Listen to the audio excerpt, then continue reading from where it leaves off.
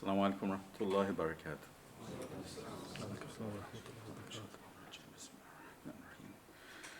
Inna alhamdulillah, nahmaduhu wa nasta'inuhu wa nastaghfiruh, wa na'udhu billahi min shururi anfusina wa min sayyati a'malina. Man yahdihillahu fala mudilla lahu, wa man yudlil fala hadiya lahu. Wa ashhadu an la ilaha illallah wahdahu la sharika lahu, wa ashhadu anna Muhammadan abduhu wa rasuluh. Sallallahu alayhi wa sallam wa ala alihi wa sahbihi ajma'een. Indeed, all praise and thanks are for Allah. We praise and thank Him, we seek His help and we ask His forgiveness. We take refuge in Allah from the evil of ourselves and from our sinful deeds. Whoever Allah guides, no one can mislead, and whoever He leaves to stray, no one can guide. And I bear witness that there is no one worthy of worship except Allah. He is one, having no partners. And I bear witness that Prophet Muhammad sallallahu alaihi wasallam is his servant and his messenger. Peace and blessings of Allah be upon him and upon his family and his companions. Amma ba'd, to proceed. Now, last month we spoke about, or we looked at this topic of making hijrah.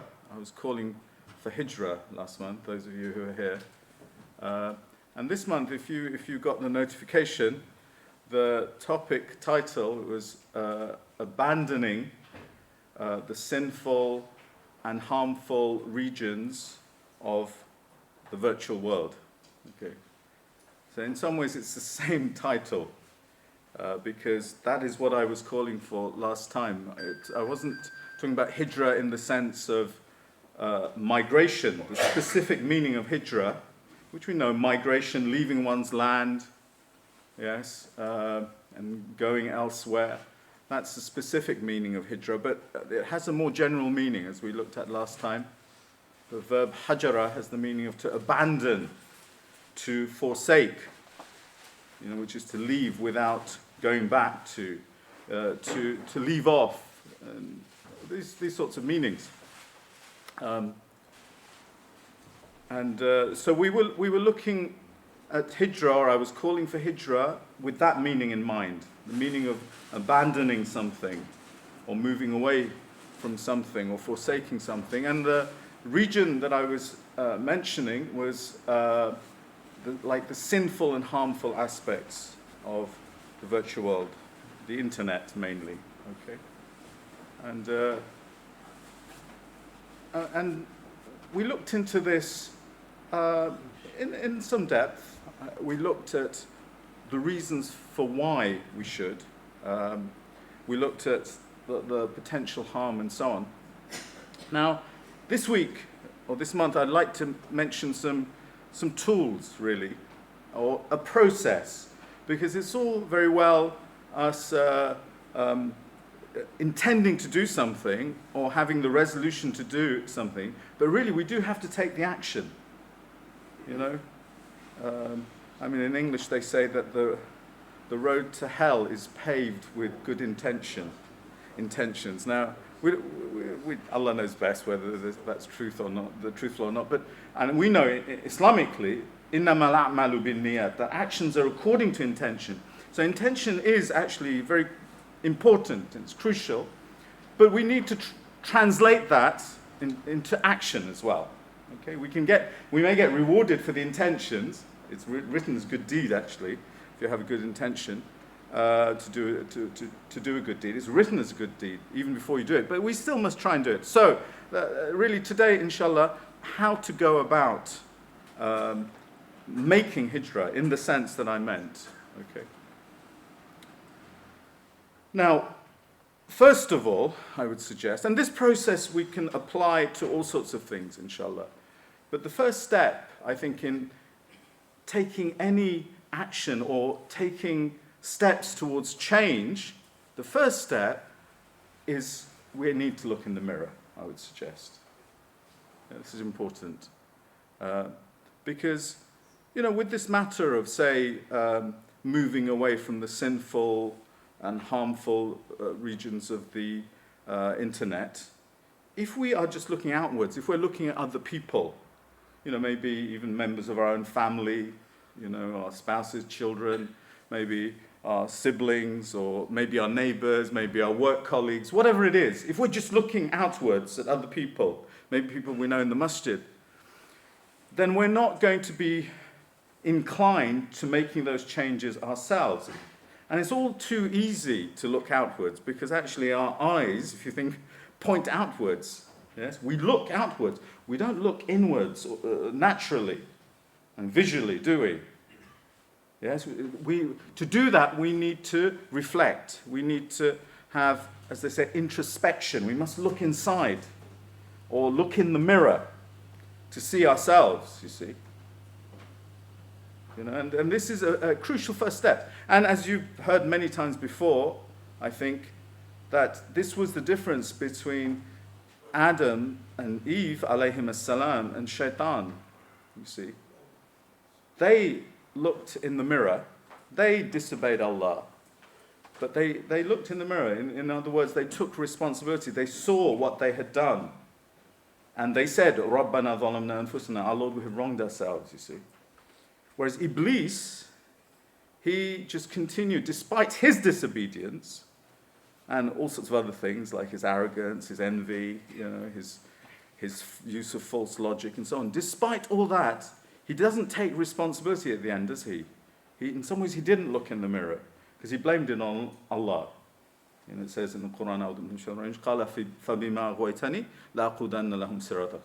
he says to Allah, because you caused me to err, you caused me to stray, I'm going to lie in wait for them on your straight path. Okay. So this first step, it is really important. And I'll just give you a personal example of this. I was flying to Morocco a few weeks ago to perform a nikah at one of these destination weddings. So very interesting. I didn't know the concept until this experience.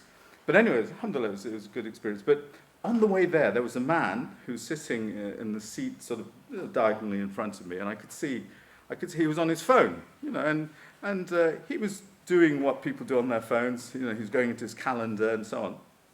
I could see. Now the thing is, it seemed normal or ordinary, but he was on his phone doing this particular activity for an hour and a half. And I got a bit curious, and I was thinking, what is he doing? What's he actually doing? Because initially I thought he was just going into dates and then, you know, changing his appointments or adjusting them or making something. But he wasn't just doing that. He was just going into dates. Yeah, he would go into a day of his calendar and then come out of it. Go into it, come out of it. It was just this sort of automatic process. Yes, and completely unnecessary. And he managed to do this for an hour and a half. And towards the end of it, I was actually feeling physically sick. You know, it was like this sort of obsessive thing. And maybe he had OCD. Allah knows best, you know. Now, but there I was looking at this man and thinking, but then I noticed a few days later, you know, I mean, I sometimes am doing things on my phone where really it's unnecessary.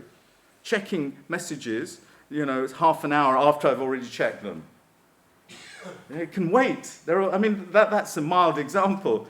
But you see, so that's the thing. It's all very well looking out there and thinking, oh, yeah, my colleague spends this amount of time and so on the internet, or is doing this, or you know of someone who's watching haram stuff. But we've got to start with ourselves, really. Because then we may be motivated to change. Okay? So that's the first step, to look in the mirror. Now, second step is, I would suggest, to, in some ways, to motivate ourselves, you know, to give ourselves reason for making those changes. Yes. Compelling reasons. You know, we all know certain things, but we don't necessarily do them because there isn't sufficient motivation, there's not sufficient fuel to make those changes. So we need reasons, do we not? And I gave some reasons last time, you know, in terms of making changes, making this hijrah from the virtual world or the sinful aspects of the virtual world. I gave some, I think, and these are compelling reasons, actually. You know, for instance, I mean, we have like positive reasons for doing so, for making hijrah. Like I mentioned that verse in Surah Al-Baqarah that إن الذين آمنوا والذين هاجروا وجاهدوا في سبيل الله أولئك يرجون رحمة الله والله غفور رحيم. Remember this, that indeed those who have faith and make hijrah, yes, make hijrah. Those who have faith make hijrah and fight or strive in the path of Allah. They are the ones who can hope for, who can look forward to Allah's rahmah. It's His mercy, His compassion and grace. And Allah is forgiving, merciful. Now that's a strong reason for us to be wanting to make hijrah. And remember, again, let me clarify this when maybe for some of those of you who missed the beginning, we're talking of hijrah in the sense that when the Prophet ﷺ said, وَالْمُهَاجِرُ مَنْ حَجَرَ مَا نَهَى اللَّهُ عَنْهُ. He said that the muhajir, the one who does hijrah, is the one who abandons, forsakes that which Allah has forbidden. That's one definition or one description of hijrah. That's the sort of hijrah we're talking about. Moving away from, leaving off, forsaking, and where it was specifically this area of the virtual world, or the sinful aspects of the virtual world, which is it's become a pandemic, this virtual world, has it not? So anyway, or our connections, I should say, to the virtual world. So that's one reason, let's say. Another reason, I think I gave this last time, Suratul Asr. This is, again, strong reason for moving away from sinful things or wasteful things or harmful things. Because we're told, Bismillahir Rahmanir Rahim, Wal Asr, Innal Insana Lafi Khusr. That's how it starts, that by time, Allah is pointing, or He's drawing our attention to the importance of time, the passing of time. He's swearing by time. Wal Asr, you see, Wal al-Qasm, He's swearing by time. The wow of swearing. He's taking an oath as if to say, consider time, consider the passing of time. The clock is ticking for all of us. Yes, Wal Asr, Innal Insana Lafi Khusr. Indeed, man is in a state of loss. Humanity is in a state of loss. That's the default state it's being described as. But then what? Those four exceptions, إِلَّا الَّذِينَ آمَنُوا وَعَمِلُوا الصَّالِحَاتِ وَتَوَاصَوْا بِالْحَقِّ وَتَوَاصَوْا بِالصَّبْرِ. Except those who have faith and do good deeds and urge one another to the truth and urge one another to patience, sabr, patient perseverance, you see. Now, if you think about it, just taking those first two exceptions, having faith and doing good deeds, takes time, does it not? I mean, you might say, how does having faith take time? Well, our faith, it's not static, is it? And we would want to strengthen our faith, inshallah. How do we strengthen our faith? Well, actually, one way, and it's a much neglected way, is to study Allah's word, the Quran. Studying those verses, those signs in the Quran, the ayat, that will, inshallah, strengthen our faith. But that takes time. And just as doing good deeds certainly takes time.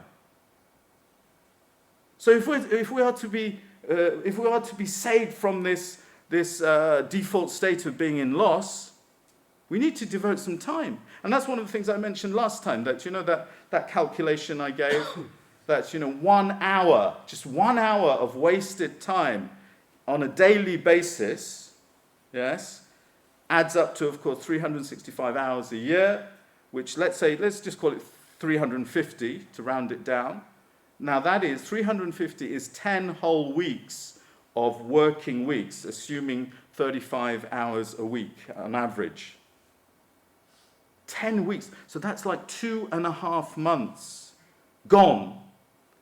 Working months gone if we're wasting just 1 hour a day. Just 1 hour a day. And many of us are capable of wasting a lot more than an hour. And we do waste a lot more than an hour. I mean, 2 hours a day, that's 5 months gone.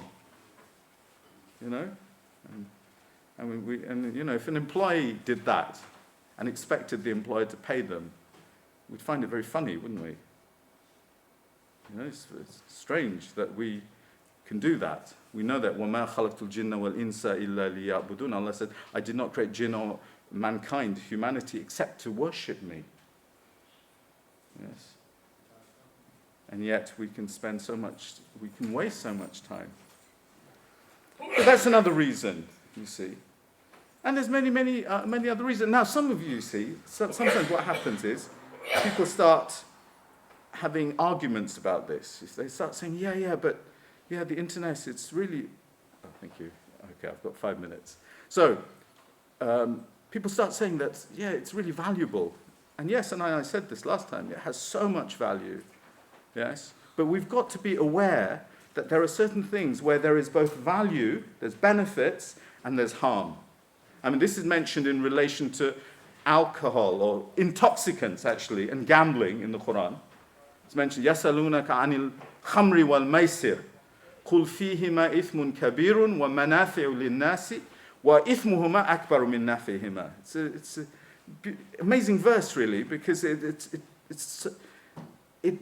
highlights the sort of the reality of it. It's not just restricted to, these are haram things.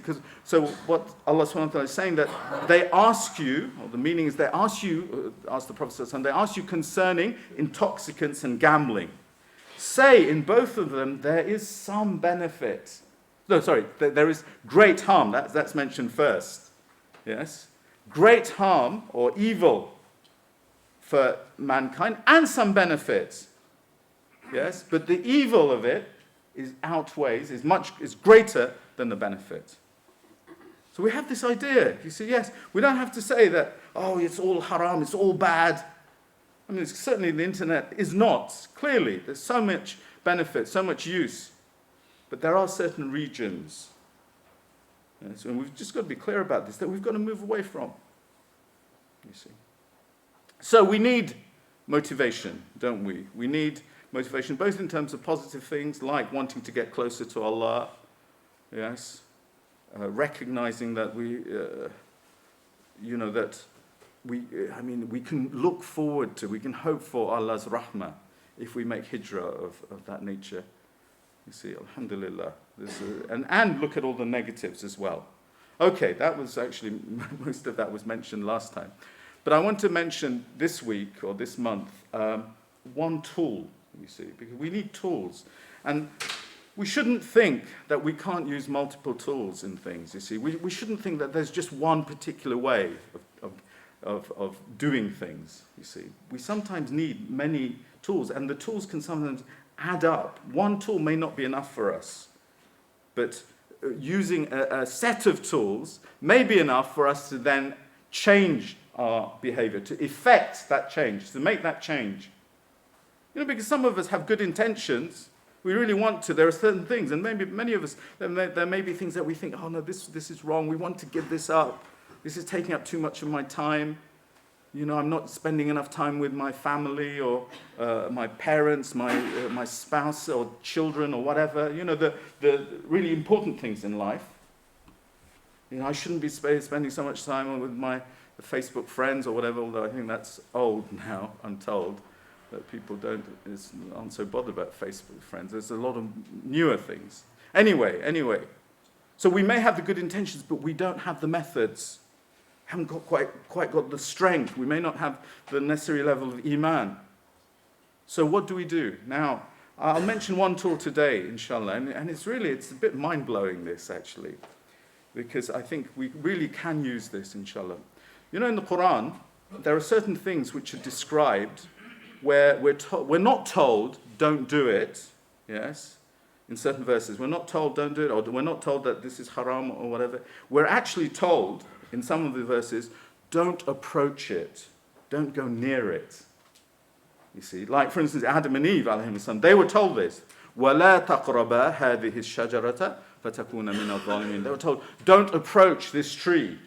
Don't go near this tree in case you become one of the wrongdoers. They weren't told don't in that verse. They weren't told don't eat from it or don't eat the fruit of it. They were told don't approach it. You see, and there's, in reference to zina, to fornication or adultery, وَلَا تَقْرَبُوا الزِّنَا. Yeah, not just don't do it, don't approach zina, don't go near it. And in terms of fahisha or fawahisha, وَلَا تَقْرَبُوا الْفَوَاحِشَ. You see, we're told in the Quran. مَا ظَهْرَ مِنْهَا وَمَا بَطَنَ. We're told, you see, that don't go near fawahisha. Fawahisha is like the plural of fahsha, which is like, it means shameful deeds. Yes? Indecent deeds, deeds of abomination. So we're told, don't go near shameful deeds. Don't go near fawahisha, that which is open of it and that which is hidden. Now you can see how relevant that is to some of the internet activities that we know people indulge in. So we're told, don't go near. Now this principle of not going near, let's reflect on this a bit, inshallah. You know, we all have our limits, don't we? We all have our strengths and our weaknesses, and we all have our personal limits. And that's why I think we can't really just apply general rules. We've got to apply rules which are specific to us. You know, and I'll just take a trivial example, or maybe a not such an important example. You know, let's say someone decides that pizza is not good for them, all right? Now, this is a silly example, but you can use this and apply it to more serious things and darker things, yeah? So let's say they decide pizza is not good for them. But if there's pizza on the dinner table, in front of them, easy access, it's hot, they're hungry, you know, it would be very tempting to give in to temptation in that situation. It would be very tempting, and people are very likely to give in to temptation. Now, you put the pizza away, a bit of a distance, you see, this is the thing, don't approach, don't go near, put it away. If it's, let's say in the kitchen, it's not there on the dining table, then you might be able to resist. You might think, well, it's there, but it's, you know, I'm not being tempted, yes? If there's no pizza in the house, and you fancy some pizza, but it will involve, well, nowadays even that is made easy, because you just dial up, yeah? But in the past, it would have involved cooking some or going to the takeaway and bringing it home or whatever. Yes? But now you can just dial up, so it's made easy. But it is still a difficulty, and people may not bother. If it involves effort, it involves, yes? They're not going to bother, you see. So we need to work out, in these things that we want to leave, abandon, give up, yeah? And maybe some of these are even sort of like addictions, which are, and inshallah we'll talk about this at some point. Yes? One way is to put distance. And it's very interesting because hijrah also involves distance, doesn't it? Hijrah, the physical hijrah, is leaving a land, moving away from it, you know? And we can think of that as well in terms of the spiritual hijrah, or the symbolic hijrah, you know, moving away, putting some distance, not approaching. But we've got to be true to ourselves, you see. We've got to know what our limits are. We've got to know how strong we really are, because sometimes it's just too late, you see. We get to, I mean, again, to give a trivial example, but with Netflix, yeah, and maybe many of you are familiar with Netflix, they're so clever, you see. They will start the next episode, if you allow them to, 10 seconds or whatever after you've watched an episode. So it's just made easy, you see. Now, some people, once they've started on that new series, they won't be able to stop themselves. So the entire evening gone. Or they'll stay up late into the night. Gone, that time. Now, so for them, it's too late. Once they've started a new episode, it's too late. They can't stop themselves. But maybe they can just not even start the series, you see. Or maybe for some people, it involves not even clicking on Netflix. Or for some, it will involve deleting the Netflix account. Whatever it takes. You see, because if we are sufficiently motivated, we can take those actions, you see. أقول قولي هذا واستغفر الله لي ولكم فاستغفروه إنه غفور رحيم إن الله وملائكته يصلون على النبي يا أيها الذين آمنوا صلوا عليه وسلموا تسليما اللهم صل على محمد وعلى آل محمد كما صليت على إبراهيم وعلى آل إبراهيم إنك حميد مجيد اللهم بارك على محمد وعلى آل محمد كما باركت على إبراهيم وعلى آل إبراهيم إنك حميد مجيد.